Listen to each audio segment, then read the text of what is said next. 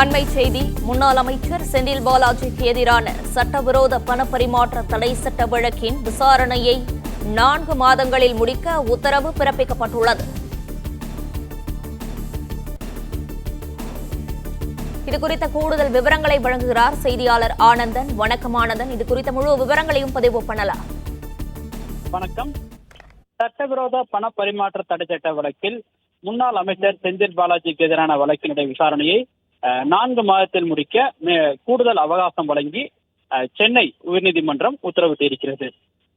சட்டவிரோத பண பரிவர்த்தனை வழக்கில் கடந்த ஆண்டு ஜூன் மாதம் 14ஆம் தேதி கைது செய்யப்பட்ட முன்னாள் அமைச்சர் செந்தில் பாலாஜி தற்பொழுது நீதிமன்ற காவலில் புழல் சிறையில் அடைக்கப்பட்டிருக்கிறார். இந்த நிலையில் இந்த வழக்கில் அவர் ஜாமீன் கோரி சென்னை உயர்நீதிமன்றத்தில் தாக்கல் செய்த மனுவை விசாரித்த சென்னை உயர்நீதிமன்றம் கடந்த பிப்ரவரி மாதம் அவரது ஜாமீன் மனுவை தள்ளுபடி செய்து 3 மாதத்திற்குள் வழக்கினுடைய விசாரணையை முடிக்க வேண்டும் என முதன்மை அமர்வு நீதிமன்றத்திற்கு உத்தரவிட்டிருந்தது. இதனை அடுத்து இந்த வழக்கில் குற்றச்சாட்டு பதிவிற்காக தேதி குறிப்பிடப்பட்ட நிலையில் வழக்கில் வழக்கில் சம்பந்தப்பட்ட ஆவணங்கள் வழங்க வேண்டும் என கோரி செந்தில் பாலாஜி தரப்பில் புதிய மனுக்கள் தாக்கல் செய்யப்பட்டதால் குற்றச்சாட்டு பதிவுகள் நடைபெறாமல் கால அவகாசம் ஆகிக் கொண்டு வந்தது.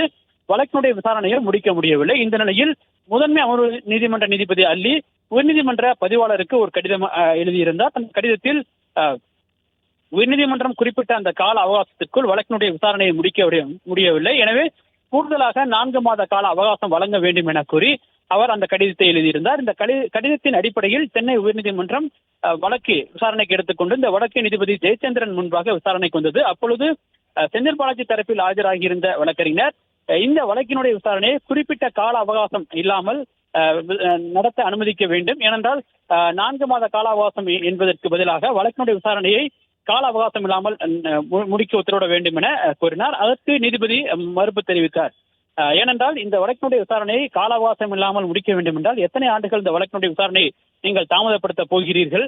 மேலும் உச்சநீதிமன்றம் ஏற்கனவே வழக்கினுடைய விசாரணைகளை குறிப்பிட்ட கால அவகாசத்திற்குள் முடிக்க உத்தரவிட முடியாது என்ற உத்தரவை சாதகமாக பயன்படுத்தி கொண்டு வழக்கினுடைய விசாரணையை தள்ளி வைக்க முடியாது எனவும் நீதிபதி தெரிவித்தார். மேலும் பணம் படைத்தவர்கள் மனுக்கள் மீது மனுக்களாக தாக்கல் செய்து வழக்கினுடைய விசாரணையை தள்ளி வைக்க கோரலாம் எனவும், ஆனால் இது போன்ற நிலைகள் ஏழைகளுக்கு கிடைப்பதில்லை எனவும் நீதிபதி தன்னுடைய கருத்தினை பதிவு செய்தார்.